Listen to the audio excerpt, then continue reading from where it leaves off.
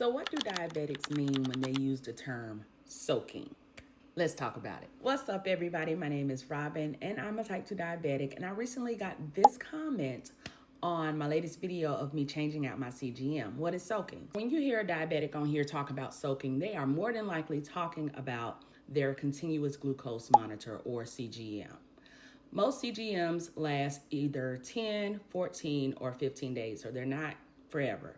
But once you put it on, there is a warming up process that happens. With the Freestyle Libre, I put it on and I scan it and it says, give me an hour and we'll start giving you your readings. That is the warm up period. But here's the thing about CGMs, and I've done videos about them in the past. They're not always accurate, especially in the beginning of the cycle and then the end of the cycle. And so some genius, I don't know who came up with this idea, but they thought if I put my CGM on early and let it soak,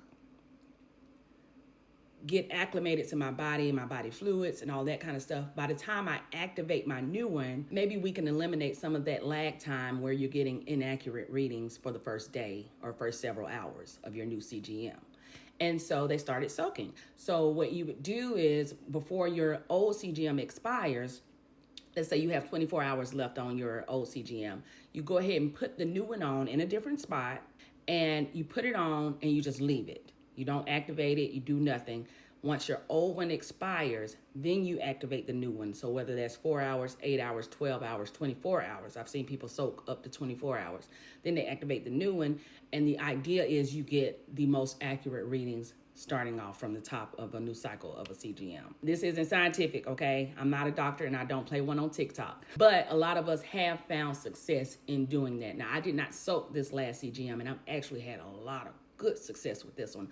I'm gonna do a separate video on that. I'm still on my thigh site, which is also not regulated by any doctor or directed by any doctor. We just find the site that works for us the best. So always, take this advice on TikTok with a grain of salt. I'm just talking on my experience. That's it. Okay. That's all I can do. So that's what soaking is. You basically put a CGM in early before your old one expires, or even if you don't have one in right now, you can always put one in early, let it sit for several hours. Like I said, I've seen people do it for 4 hours, for 8 hours, for 12 hours, 24 hours, but let it soak. And then when you activate it, the idea is that you hope to have good readings right off the top. It's important to me as a Freestyle Libre user because we don't have the ability to calibrate our CGM. So whatever it's giving us, that's all we got. So that's important to get those accurate readings right off the top for us. But anyway, that is what soaking is in the diabetic community. And if you have any more questions or need any more clarification,